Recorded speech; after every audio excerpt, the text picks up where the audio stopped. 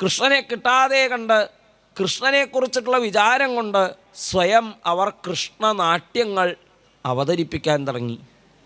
ഒരുത്തി പൂതനയാവുന്നു, മറ്റൊരുത്തി ഗോവർദ്ധനോദ്ധാരണം ചെയ്യണു, ഇനിയൊരുത്തി ബകാസുരനെ കൊല്ലണു, മറ്റൊരുത്തി യശോദയാവുന്നു, വേറൊരുത്തി ഇന്ദ്രനെയും ഐരാവതത്തെയും പോലെ അഭിനയിച്ചുകൊണ്ട് ഗോവിന്ദാഭിഷേകം ചെയ്യുന്നു.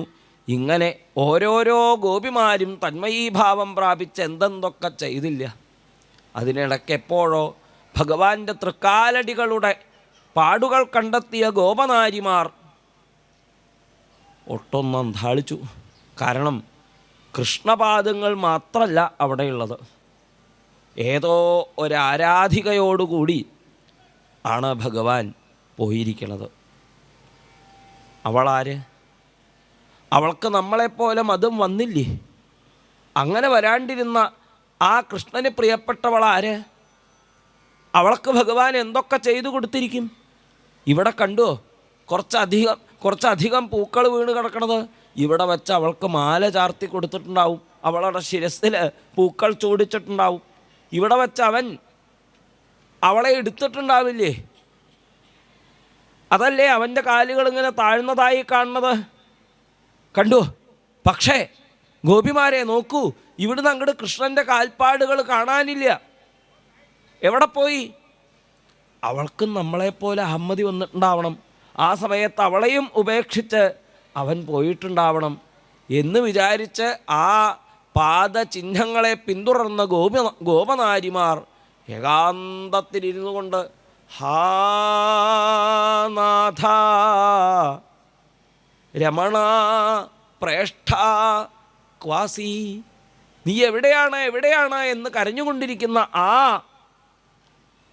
ഗോപിയെ കണ്ടെത്തി. അവളോട് ചേർന്ന് അവരെല്ലാവരും കൂടി ഉറക്കെ പ്രത്യാഗമന കാംക്ഷിതകളായിക്കൊണ്ട് മനസ്സിൽ കൃഷ്ണൻ മാത്രമായി,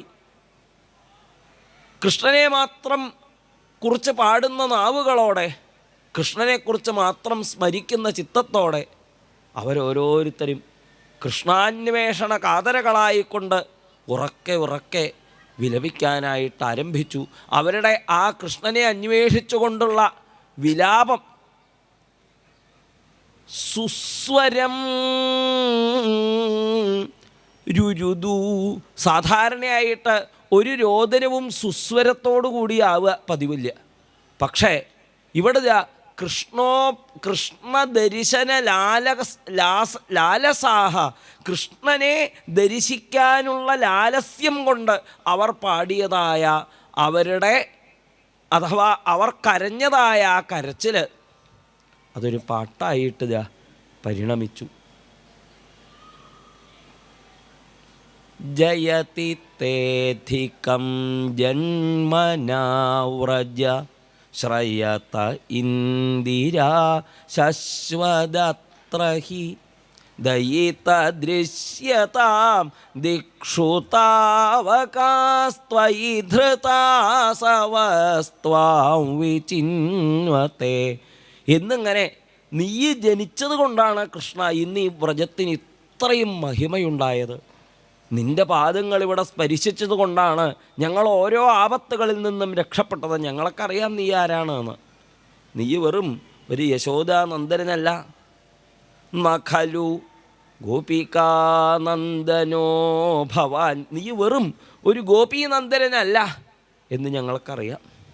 നീ ആരാണ്? അഖിലദേഹിനാം അന്തരാത്മദൃക്